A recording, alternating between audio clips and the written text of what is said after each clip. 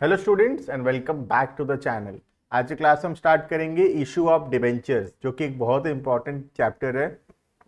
बहुत छोटा सा चैप्टर है और बहुत हाई वेटेज एग्जाम में हम अगर अच्छे से पढ़ेंगे तो बड़े आसानी से हम लोग इस वन शॉट के थ्रू हम पूरा का पूरा चैप्टर कंप्लीटली रीड कर सकते हैं। भले ही पहले अगर हम चैप्टर नहीं भी पढ़े उतने अच्छे से, तब भी हम 1 घंटे का आसपास का वीडियो रहेगा, 1 घंटा भी नहीं लगेगा, 40-45 मिनट्स का वीडियो रहेगा। उसके अंदर अंदर हम लोग पूरा का पूरा चैप्टर डिटेल में पढ़ लेंगे। कोई बच्चा अगर पहले से नहीं भी पढ़ रखा है तो उसको भी आराम से समझ में आ जाएगा। ठीक है, सबसे पहला बात, डिबेंचर्स होता क्या है। डिबेंचर्स एक रिटर्न इंस्ट्रूमेंट है जो कि दिखाता है कि कंपनी एक डेट लिया है। कंपनी एक्नॉलेज करता है, कंपनी लिखता है कि हम तुमसे डेट लिए हैं और हम तुमको ये पैसा वापस करेंगे टुगेदर विद द इंटरेस्ट। तो ये जो डॉक्यूमेंट होता है जिसमें ये सब बात लिखा हुआ है, that piece of paper is called as a debenture and the person who purchased the debenture is called a debenture holder। ठीक है, अब डिबेंचर एक प्रकार का डेट है कंपनी के लिए, एक प्रकार का लोन है कंपनी के लिए। कंपनी इस पैसे को यूज करेगा अपना बिजनेस को ग्रो करने के लिए। कंपनी हर साल इस पे इंटरेस्ट देगा जो कि पहले से डिसाइडेड रहेगा कितना % होगा, और एक पॉइंट ऑफ टाइम के बाद कंपनी इस पैसे को वापस कर देगा। ठीक है, अब डिबेंचर्स जो है उसमें ज्यादा टॉपिक्स नहीं है। उसमें सबसे पहला टॉपिक है issue of debentures for cash. जैसे कि हम जानते हैं शेयर्स जैसे कैश में इशू होता है, बिल्कुल उसी तरह डिबेंचर्स भी कैश में इशू किया जाता है। शेयर्स में था कि शेयर इशू हो सकता है इधर एट पार और एट प्रीमियम, लेकिन जो डिबेंचर्स है, डिबेंचर्स तीनों में इशू हो सकता है, पार, प्रीमियम या फिर डिस्काउंट में। ठीक है, एंट्री क्या क्या होगा। एंट्री तो पहला वही होगा, बैंक अकाउंट डेबिटेड टू, जैसे वहां होता था शेयर एप्लीकेशन एंड अलॉटमेंट, वहीं यहां पर हो जाएगा डिबेंचर एप्लीकेशन एंड अलॉटमेंट। और उसके बाद second entry, debenture application and allotment account debited to, share में होता था शेयर कैपिटल, यहां पे हो जाएगा -% डिबेंचर्स। ये जो -% है, ये परसेंट बताता है रेट ऑफ इंटरेस्ट, सालाना कितना इंटरेस्ट देना होगा। ठीक है, सेम प्रीमियम में भी उसी प्रकार के एंट्री है, bank account debited to debenture application and allotment, और उसके बाद debenture application and allotment to -% debentures to security premium. ठीक है, डिस्काउंट यहाँ पे नया है। शेयर्स के केस में सिर्फ पार या प्रीमियम हुआ करता था, लेकिन डिवेंचर्स के केसेस में डिस्काउंट भी हो सकता है। डिस्काउंट का कोई ऐसे लिमिट नहीं है कितना हो सकता है डिस्काउंट। डिबेंचर केस में हम कितना भी डिस्काउंट दे सकते हैं, वो हमारी मर्जी है। ठीक है, देखना एट डिस्काउंट, सबसे पहला bank account debited to debenture application and allotment, और next entry debenture application and allotment account debited, discount on issue of debenture account debited to -% debentures. जैसे अमाउंट में क्या होगा इसमें, जैसे 10 रुपए का डिवेंचर था और हम उसको 9 रुपए में इश्यू किए, तो एंट्री होगा पहला bank account debited to debenture application and allotment 9 rupees 9 rupees. उसके बाद होगा debenture application and allotment account debit 9 rupees, discount on issue of debenture account debit 1 rupees to -% debenture account credit 10 rupees. ठीक है, तो discount एक प्रकार का नुकसान है बिजनेस के लिए और ये डेबिट होगा। अब इसमें जैसे ये तो लमसम है, इसमें इंस्टॉलमेंट्स भी हो सकता है। इंस्टॉलमेंट्स का एंट्री भी बिल्कुल सेम है जैसे शेयर्स में होता था, वैसे ही हम इंस्टॉलमेंट्स को ड्यू करेंगे और फिर उसको रिसीव करेंगे। ठीक है, तो पहला जो पार्ट है issue of debenture for cash, ये बिल्कुल सेम है शेयर कैपिटल के साथ भी। तो हम लोग जो इंस्टॉलमेंट वाला एंट्री हम यहाँ पे नहीं पढ़ रहे हैं उसको, क्योंकि वो ऑलरेडी पढ़ाया जा चुका है इन the chapter of share capital. ठीक है, तो हम लोग नेक्स्ट टॉपिक में आते हैं। ये जो टॉपिक है शेयर से काफी सेम है, तो जो बच्चे लोग शेयर्स कर रखे हैं उनको ये टॉपिक ज्यादा कोई दिक्कत नहीं आएगा। ठीक है, इसके अलावा नेक्स्ट जो टॉपिक है वो है issue of debentures for a consideration other than cash. Again ये एक भी ऐसा टॉपिक है जो शेयर के साथ सेम रहता है। इसमें क्या होता है, हम लोग कोई एसेट्स या कोई सर्विसेज खरीदे हैं और उसके बदले हम लोग डिबेंचर्स इशू कर रहे हैं। ठीक है, तो पहला अगर हम कोई एसेट खरीदते हैं तो एंट्री होगा sundry asset account debited to vendor account, ठीक है। और अगर हम कोई बिजनेस खरीदते हैं तो सेम एंट्री जो पहले होता था बिजनेस खरीदने से in the chapter of share capital also, sundry asset account debited to vendor to liability. अब अगर डिफरेंस आएगा एंट्री में, डेबिट में डिफरेंस होगा तो डेट विल बी गुडविल, और अगर क्रेडिट में डिफरेंस होगा then it will be capital reserve, ठीक है। तो पहले हम तो या तो एसेट खरीदे होंगे या फिर कोई रनिंग बिजनेस हम लोग परचेज किए हैं। अब ये जो एसेट या बिजनेस हम खरीदे हैं इसके बदले हम डिबेंचर इशू करेंगे। अब डिबेंचर इशू करने का एंट्री, डिबेंचर्स इशू हो सकता है इधर एट पार, एट प्रीमियम और एट डिस्काउंट, ठीक है। अगर पार में इशू होता है तो एंट्री होगा vendor account debited to -% debentures. Premium में होता है तो vendor account debited to -% debenture to security premium. और अगर डिस्काउंट में इशू होता है तो एंट्री होगा vendor account debited discount on issue of debenture account debited to -% debentures, ठीक है। अब इसमें हो सकता है हमको नंबर ऑफ डिबेंचर्स कैलकुलेट करना पड़े, तो नंबर ऑफ डिबेंचर्स कैलकुलेट करने के लिए बहुत सिंपल सा फॉर्मूला दिया हुआ है यहाँ पे, दैट इज कितना रुपया हम वेंडर को देने वाले हैं divided by the issue price पर डिबेंचर, ठीक है। अब अगर हम पार में इशू कर रहे हैं तो सपोज 100 रुपए का डिबेंचर है, 100 में इशू कर रहे हैं तो डिवाइड होगा 100 से। अगर हम प्रीमियम में इशू कर रहे हैं 10 रुपीज का तो डिवाइड होगा 110 से। और अगर हम 10 रुपए का डिस्काउंट में इशू कर रहे हैं तो डिवाइड होगा 90 रुपीज से, ठीक है। तो डिवाइड करते समय ध्यान रखना जो भी इश्यू प्राइस होगा हम उससे डिवाइड करेंगे उसको, और ऊपर क्या रखेंगे अमाउंट पेएबल। अमाउंट पेएबल मतलब जितना रुपया में हम एसेट या जितना रुपए में हम बिजनेस खरीदे हैं वेंडर से वो अमाउंट यहाँ पे डेबिट में आएगा, ठीक है। नेक्स्ट, वेंडर से हम खरीदे बिजनेस या एसेट और उसके बदले हम डिबेंचर्स इशू कर दिए। उसके अलावा ऐसा भी हो सकता है कि डिबेंचर्स इशू किया जा रहा है to the promoters of the company. अब प्रमोटर्स कौन होते हैं? प्रमोटर्स वो लोग हैं जो कंपनी को फॉर्म किए, कंपनी को बनाए हैं, और कंपनी को बनाते वक्त उनका कुछ खर्चा हुआ होगा और वो जो खर्चा वो लोग किए हैं कंपनी वो पैसा उनको वापस करेगा। अब कंपनी वो पैसे वापस ना करके उसके बदले डिबेंचर्स इशू कर रहा है, ठीक है। तो पहला खर्चा का एंट्री होगा इनकॉर्पोरेशन एक्सपेंसेस या preliminary expenses account debited to promoters account, ठीक है। खर्चा इसीलिए डेबिट हुआ और हम प्रमोटर को पैसा देंगे, प्रमोटर हमारे लिए लाइबिलिटी है और क्योंकि वो लाइबिलिटी है इसीलिए वो क्रेडिट हुआ, ठीक है। उसके बाद हम प्रमोटर को डिबेंचर इशू करेंगे, एंट्री होगा प्रमोटर नाम का लाइबिलिटी कम हुआ तो promoter account debited to -% debentures, ठीक है। ऐसा हो सकता है कि ये डिबेंचर प्रीमियम या डिस्काउंट में भी इशू हो जाए, तो वही एंट्री होगा जो ऊपर प्रीमियम में होता था, क्रेडिट में आ जाएगा टू सिक्योरिटी प्रीमियम। और अगर बाई चांस डिस्काउंट में इशू होता है तो फिर क्या होगा, ऊपर आ जाएगा डेबिट में डिस्काउंट ऑन इशू, ठीक है। तो ये हो गया कि प्रमोटर कुछ खर्चा किए थे और उसके बदले हम उनको डिबेंचर्स इशू किए हैं। जस्ट लाइक दैट ऐसा हो सकता है कि हम डिबेंचर्स जो है हमारे अंडरराइटर्स को इशू कर रहे हैं।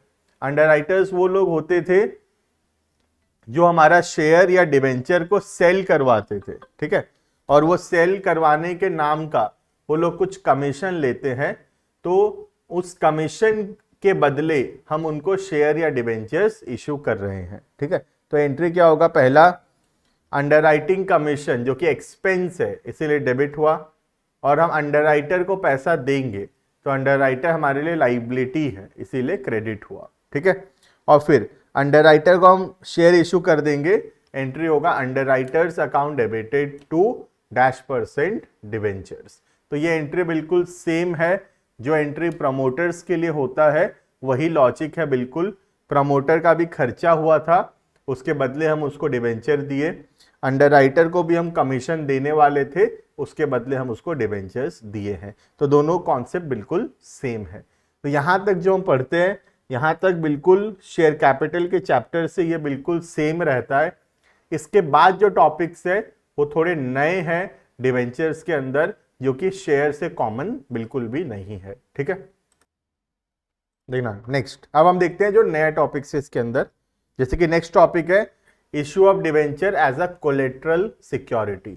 सबसे पहले हम समझते हैं what do we mean by the word collateral. Collateral का मतलब होता है बेटा एडिशनल सिक्योरिटी। अब एडिशनल क्या होता है, जैसे आज हम कोई भी बैंक लोन लेते हैं तो बैंक लोन जो भी हम लिए हैं उसमें एक तो प्राइमरी सिक्योरिटी होगा। प्राइमरी सिक्योरिटी के साथ साथ बैंक कई बार हो सकता है कि हमसे एडिशनल सिक्योरिटी भी डिमांड करे। अब एडिशनल सिक्योरिटी का क्या यूज है, अगर बाई चांस प्राइमरी सिक्योरिटी को सेल करके पूरा पैसा रियलाइज नहीं होता है बैंक का, तो बैंक हमसे जो एडिशनल सिक्योरिटी लिया होगा उसको बेच के बैंक पैसा रियलाइज करेगा। तो कई बार क्या होता है, कंपनी डिवेंचर्स देते हैं एज अ कोलेट्रल सिक्योरिटी। तो बोलने का ये मतलब है कि अभी सच में डिवेंचर इशू नहीं हुआ है, कंपनी सिर्फ एक वादा किया, एक प्रॉमिस किया है, एक एग्रीमेंट में एंटर किया है कि अगर बैंक लोन का पेमेंट हम नहीं कर पाते हैं और प्राइमरी सिक्योरिटी को बेचकर पूरा पैसा रियलाइज नहीं होता है तो फिर कंपनी डिवेंचर्स देगा बैंक को और बैंक उस डिवेंचर को मार्केट में बेचकर अपना पैसा रियलाइज कर लेगा। ठीक है, तो ये जो डिवेंचर्स हैं आज सच में इशू हो नहीं रहा है, आज सिर्फ एक प्रॉमिस किया गया है कि बैंक लोन के बदले फ्यूचर में डिवेंचर्स हम देंगे अगर जरूरत पड़ेगा तो। ठीक है, तो इसको रिकॉर्ड करने का दो तरीका है। सबसे पहला है फर्स्ट मेथड। इसमें क्या होता है, हम कोई भी जर्नल एंट्री पास नहीं करते हैं, बिकॉज रियलिटी में कोई एंट्री होना भी नहीं चाहिए, बिकॉज आज सच में ना ही डिवेंचर इशू हुआ है, आज तो सिर्फ एक एग्रीमेंट हुआ है कि अगर जरूरत पड़ेगा तो फ्यूचर में डिवेंचर्स इशू करना होगा। ठीक है, तो अभी बैलेंस शीट में हम क्या करेंगे, इक्विटी एंड लाइबिलिटी साइड में नॉन करेंट लाइबिलिटीज के अंदर लॉन्ग टर्म बोरोइंग्स आएगा, उसका नोट बनाएंगे और यहां लिखेंगे उसका अमाउंट। ठीक है, अब ये जो नोट है उसका डिटेल नोट्स टू अकाउंट्स बनाएंगे हम लोग। अब नोट्स टू अकाउंट्स के अंदर long term borrowings, bank loan आएगा, बैंक लोन जो हम लिए होंगे that is a long term borrowing और वो अपना यहां पे आएगा। ठीक है, नोट्स टू अकाउंट्स में बस इस बैंक लोन के नीचे ब्रैकेट में हमको डिस्क्लोज करना होता है कि हम लोग इस बैंक लोन के बदले डिवेंचर इशू करने का वादा किए हैं एज अ कोलेट्रल। ठीक है, तो बस और कुछ नहीं है, कुछ एंट्री नहीं करना है, सिर्फ जो लॉन्ग टर्म लाइबिलिटी होगा, लॉन्ग टर्म बोरोइंग्स होगा बैंक लोन, उसके नीचे ब्रैकेट में डिस्क्लोज करना है खाली कि it is secured by this number of debentures as a collateral security. ठीक है, तो बस इतना ही करना है। देखो मैं हाईलाइट कर दे रहा हूं पिंक में, सिक्योर्ड बाय जितना भी डिवेंचर होगा 10,000, 20,000, 50,000 जितना भी डिवेंचर्स होगा ऑफ डैश परसेंट, जितना भी परसेंट होगा of dash is as a collateral security. ठीक है, तो पहला मेथड काफी आसान है। पहला मेथड में कोई भी जर्नल एंट्री नहीं करना होता है, सिर्फ क्या करना होगा, बैलेंस शीट के अंदर जो नोट्स टू अकाउंट्स बनेगा उस नोट्स टू अकाउंट्स के अंदर बैंक लोन जो हम लिखेंगे लॉन्ग टर्म बोरोइंग्स के अंदर, उसके नीचे ब्रैकेट में डिस्क्लोज करना है खाली कि इस बैंक लोन के बदले इतना डिवेंचर दिया हुआ है एज अ कोलेट्रल सिक्योरिटी। कैसे लिखेंगे, ब्रैकेट ओपन करके लिखना है secured by this number of this percent debentures of 10 या 100 each as a collateral security. ठीक है, ये हो गया मेथड नंबर 1, जिसका मतलब है हेडिंग था when no journal entry is passed, मतलब कोई जर्नल एंट्री नहीं होगा। ठीक है, अब दूसरा तरीका है when journal entry is passed. तो सबसे पहले हम समझते हैं कि क्या जर्नल एंट्री होता है। तो जो जर्नल एंट्री होता है वो होता है debenture suspense account debited to dash percent debentures, ये उसका जर्नल एंट्री होता है, debenture suspense account debited to dash percent debentures. ठीक है, अब इसको हम लोग लाइव कैसे दिखाएंगे बैलेंस शीट के अंदर। सबसे पहली बात, बैलेंस शीट तो वैसे का वैसे ही बनेगा जैसे बनता है, equity and liability, long term borrowings के अंदर, नॉन करेंट लायबिलिटी के अंदर लॉन्ग टर्म बोरोइंग्स, ठीक है। तो बैलेंस शीट जो बिल्कुल सेम है, जैसे बनता है वैसे का वैसे ही बनाएंगे हम लोग, ठीक है। अब हम देखते हैं कि नोट्स टू अकाउंट्स में क्या चेंजेस होगा। मैं इसको हटा देता हूं, इसी में लिख देता हूं। देखो पहले नोट्स टू अकाउंट्स में क्या करते थे हम लोग, ऐसे पिंक में देखो हाईलाइट किया हूं मैं, हम लोग क्या करते थे, लिखते थे secured by this percent of debentures of 10 या 100 each as a collateral security. अभी क्या करना है, बैंक लोन ऐसे लिखा हुआ रहेगा, यहां पे ऐसे लिखना है -% डिवेंचर्स, और उससे लेस करना है डिवेंचर सस्पेंस। बस आउटर कॉलम में नील का नील ही आएगा।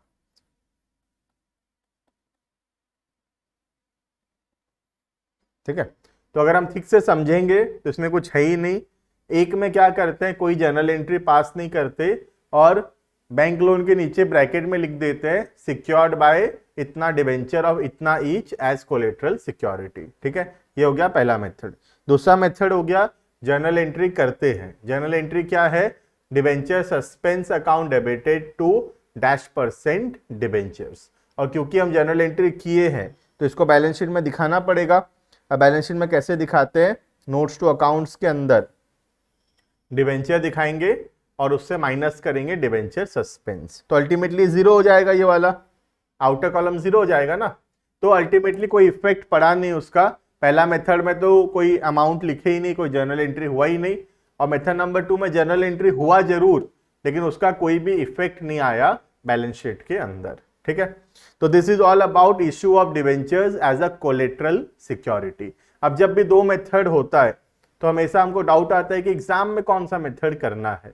तो एग्जाम में काफी क्लियर है ये बात। अगर नो जर्नल एंट्रीज पास्ट बोलेगा तो हम मेथड नंबर 1 से करेंगे। अगर क्वेश्चन बोलेगा जर्नल एंट्रीज पास्ट तो हम मेथड नंबर 2 से करेंगे।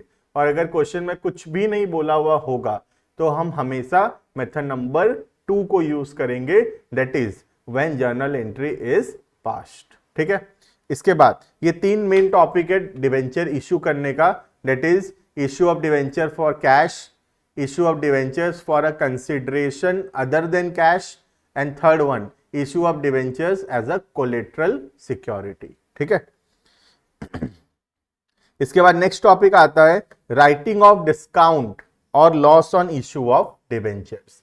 तो जो भी डिस्काउंट या लॉस हो रहा है डिवेंचर्स को इश्यू करने में उसको हम राइट ऑफ करेंगे। अब हमारा जो पहला प्रायोरिटी होता है, the first priority is security premium account. ठीक है, और दूसरा प्रायोरिटी है हमारा statement of profit and loss account. ठीक है, तो जो भी डिस्काउंट या लॉस होगा सबसे पहले हम उसको राइट ऑफ करेंगे सिक्योरिटी प्रीमियम अकाउंट से।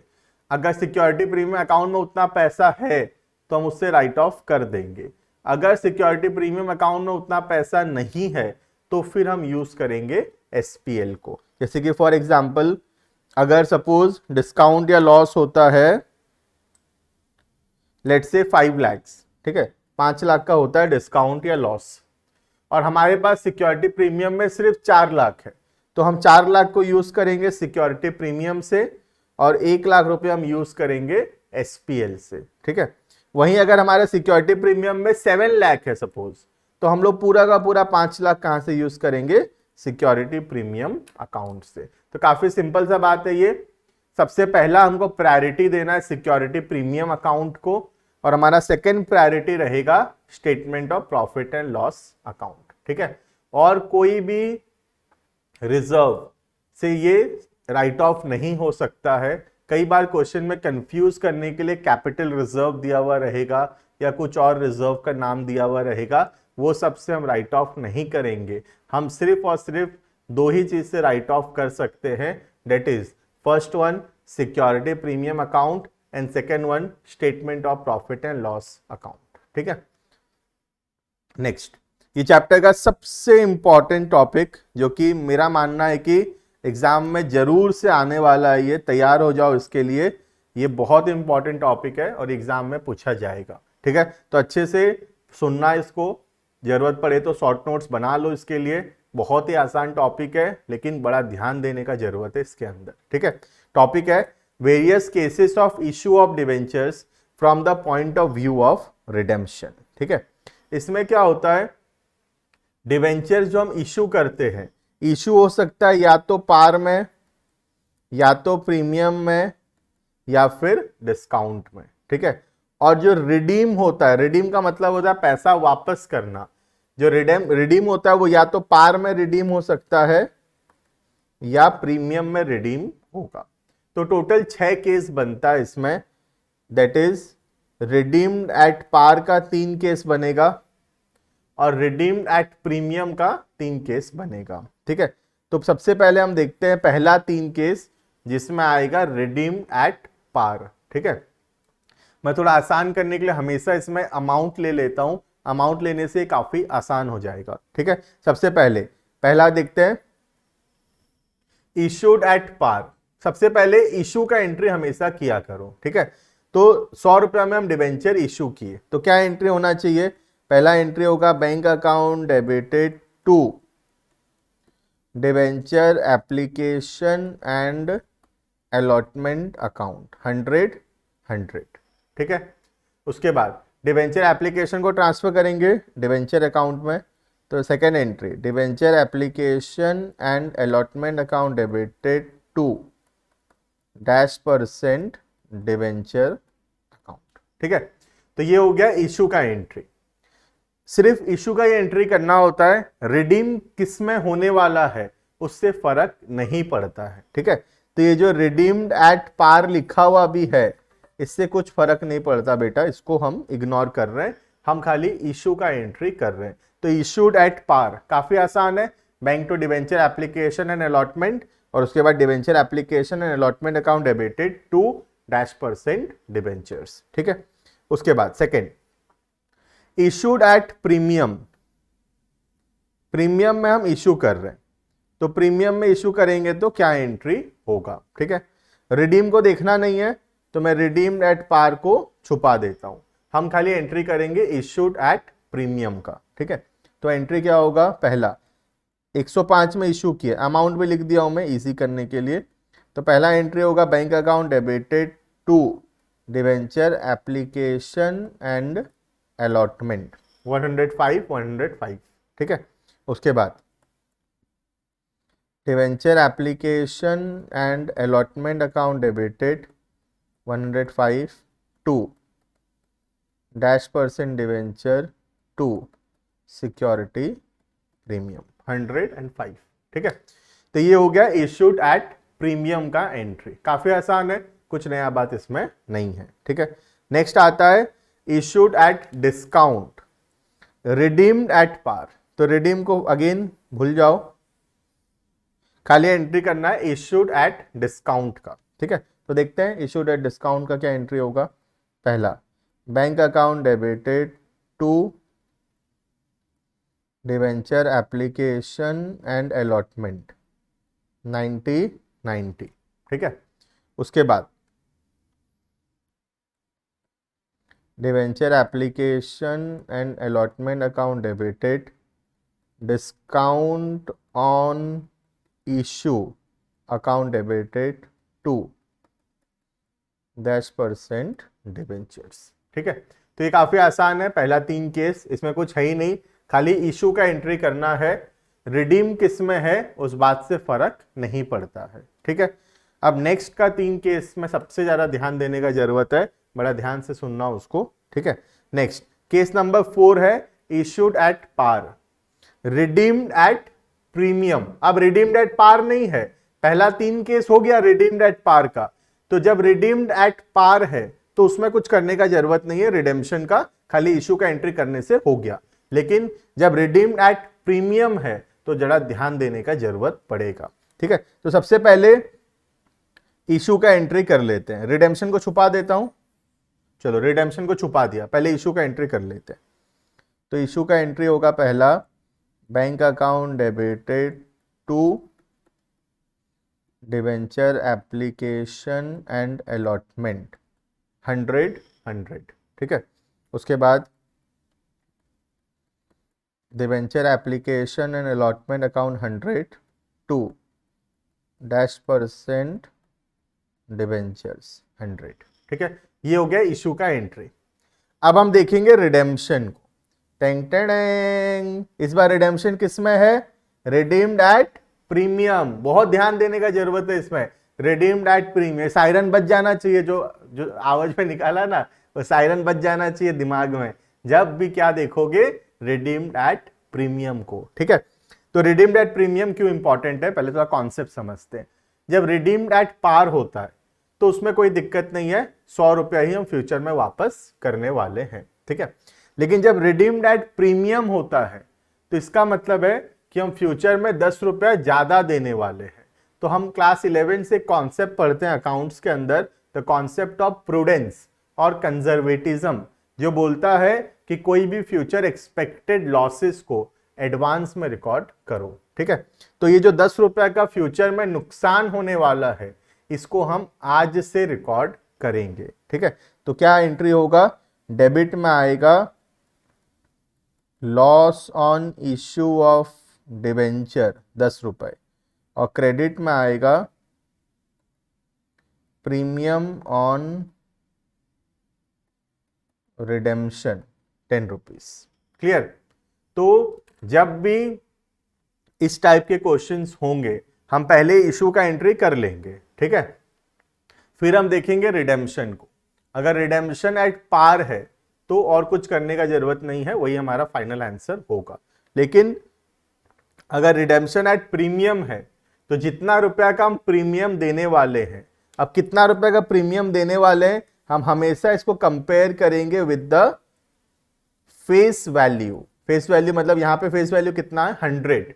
तो हमेशा हम 100 से कंपेयर करेंगे। ठीक है, तो 100 से कंपेयर करेंगे तो हम देखेंगे कि 10 रुपया फ्यूचर में ज्यादा देना है। तो ये जो 10 रुपया फ्यूचर में ज्यादा देना है नुकसान है हमारे लिए, और क्योंकि नुकसान है तो ये डेबिट होगा, लॉस ऑन इश्यू, और फ्यूचर में ज्यादा देना पड़ेगा तो वो लाइबिलिटी है हमारे लिए 10 रुपए, और लाइबिलिटी है तो क्रेडिट होगा, प्रीमियम ऑन रिडेम्पशन। ठीक है, चलो नेक्स्ट करके देखते हैं कितना समझे पता चलेगा। नेक्स्ट आता है इश्यूड एट प्रीमियम 105। तो पहले मैं छुपा देता हूं रिडेम्पशन को, रिडेम्पशन को तो छुपाना रहता है, पहले मैं रिडेम्पशन को छुपा दिया। ठीक है, अब इशू का एंट्री, पहला bank account debited to debenture application and allotment 105 105। ठीक है, उसके बाद रिडेम्पशन का एंट्री बाद में, पहले सेकेंड एंट्री कर लेते हैं इसका। Debenture application and allotment account debited to -% debenture to security premium 105 105। ठीक है, तो ये हो गया इशू का एंट्री। अब जब हम इशू का एंट्री कर लिए हैं, ठीक है, तो जगह नहीं है, इसको हटा देता हूं, बाद में फिर लिख दूंगा। तो जब हम इशू का एंट्री कर लिए हैं फिर हम देखेंगे रिडेम्पशन को। तो हम रिडेम्पशन को देखें तो हम देखें कि रिडेम्पशन हटते ही हमको क्या दिखा? Redemption at premium. तो जब भी रिडेम्पशन एट प्रीमियम दिखेगा तो डेबिट में आएगा लॉस ऑन इश्यू, क्रेडिट में आएगा प्रीमियम ऑन रिडेम्पशन। ठीक है, तो अब कितना का नुकसान होने वाला है उसको 105 से कंपेयर मत करना, इससे कंपेयर मत कर देना, हमेशा इसका कंपैरिजन किससे होगा? फेस वैल्यू मतलब 100 रुपए से। तो कितना का नुकसान होने वाला है? 10 रुपए का। तो डेबिट में आएगा लॉस ऑन इशू, क्रेडिट में आएगा premium on redemption 10 rupees 10 rupees. Clear है ये? इसके बाद नेक्स्ट जो केस आता है, लास्ट केस इसके अंदर, that is suppose issued at discount, suppose 95, redeemed at premium suppose 110। ठीक है, तो इसका हम लोग क्या एंट्री करेंगे? सबसे पहला इशू का एंट्री कर लेते हैं, रिडेम्पशन को तो छुपा दो, रिडेम्पशन को छुपा दो, इशू का एंट्री करते हैं। इशू का एंट्री क्या होगा देखते हैं। पहला bank account debited to debenture application and allotment 95 95। ठीक है, उसके बाद second entry, debenture application and allotment account debit 95,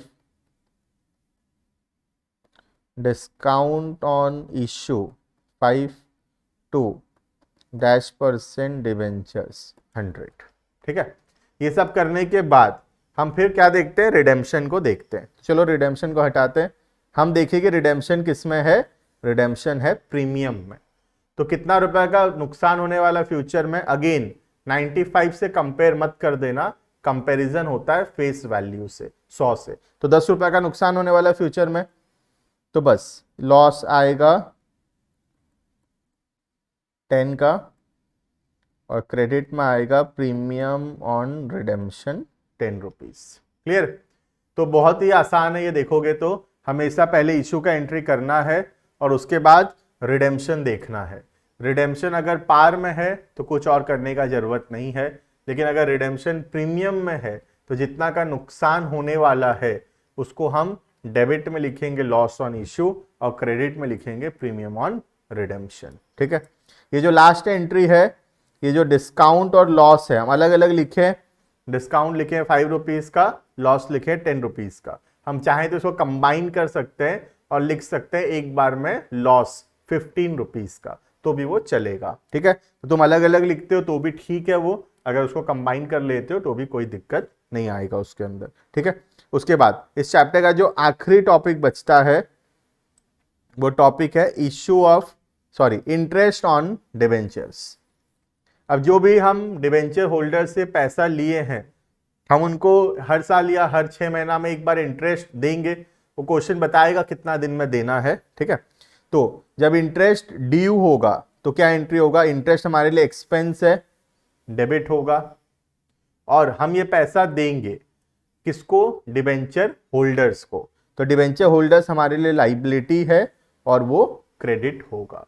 कई बार क्या होता है, गवर्नमेंट बोलता है कि ये जो पैसा तुम डिबेंचर होल्डर को देने वाले हो, इसमें से टैक्स का पैसा काट दो और टैक्स का पैसा हमको दे दो।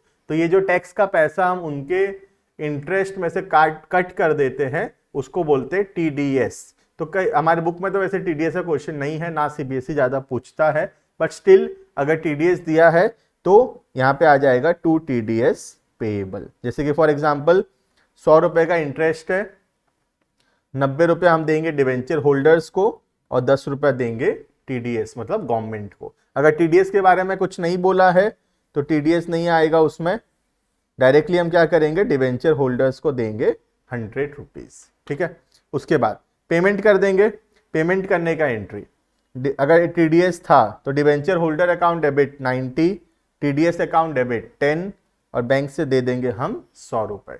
और अगर टीडीएस नहीं था तो टीडीएस हटा देता हूं, डायरेक्ट 100 रुपए पूरा किसको देंगे, डिबेंचर होल्डर को। एंट्री होगा डिबेंचर होल्डर टू बैंक। ठीक है, उसके बाद ईयर के एंड में आखिरी दिन हम उसको एसपीएल में ट्रांसफर करेंगे इंटरेस्ट को, क्योंकि इंटरेस्ट हमारे लिए एक्सपेंस है, एसपीएल में जाएगा। एंट्री होगा SPL account debited to interest on debentures. ठीक है, जब भी हम इंटरेस्ट कैलकुलेट कर रहे हैं हमको एक दो बात ध्यान रखना चाहिए हमेशा। सबसे पहला, इंटरेस्ट हमेशा किस पे कैलकुलेट होता है, फेस वैल्यू पे। जैसे कि for example 6% debentures of 100 each है। ठीक है, अब चाहे वो डिबेंचर पार में इशू हुआ हो, प्रीमियम में इशू हुआ हो या डिस्काउंट में इशू हुआ हो, हमेशा जो इंटरेस्ट है वो 100 रुपए पे ही कैलकुलेट होगा। मतलब 100 रुपए का 6% इंटरेस्ट होगा साल का 6 रुपीज। ठीक है, ऐसा नहीं है कि प्रीमियम में अगर इशू हुआ है, जैसे कि सपोज 100 का डिवेंचर 110 में इशू हुआ है तो इंटरेस्ट तुम 110 पे निकाल दोगे तो गलत हो जाएगा। या डिस्काउंट में हुआ है तो भी ऐसा नहीं करना है हमको हमेशा फेस वैल्यू पे इंटरेस्ट निकालना चाहिए। ठीक है, पहली बात ये। दूसरा, जब भी डिवेंचर्स दिए हुए होंगे और इंटरेस्ट निकालते रहोगे तो एक बात ध्यान रखना कि जो डिवेंचर्स हम इशू किए हैं एज अ कोलेट्रल सिक्योरिटी, उन डिवेंचर्स के ऊपर अभी इंटरेस्ट नहीं निकालना चाहिए, क्योंकि अभी हम डिवेंचर इशू नहीं किए थे, हम सिर्फ प्रॉमिस किए हैं कि हम अगर बैंक लोन का पैसा नहीं दे पाए तो हम फ्यूचर में डिवेंचर्स देंगे। ठीक है, तो issue of debenture as a collateral security, उन डिवेंचर्स पे इंटरेस्ट नहीं कैलकुलेट होगा। तो तो इंटरेस्ट किस पे कैलकुलेट होगा, issue of debenture for cash, issue of debentures for a consideration other than cash. ये दो टॉपिक में, ये जो दो टॉपिक का डिवेंचर इश्यू हुआ होगा उसी पे इंटरेस्ट कैलकुलेट करना होगा। ठीक है, this is all about the chapter interest on debentures, issue of debentures. बाकी मिलते हैं नेक्स्ट वीडियो में, हम लोग नेक्स्ट चैप्टर को नेक्स्ट वीडियो में कवर अप कर लेंगे। ठीक है, अभी के लिए इतना, तब तक के लिए थैंक यू एंड बाय।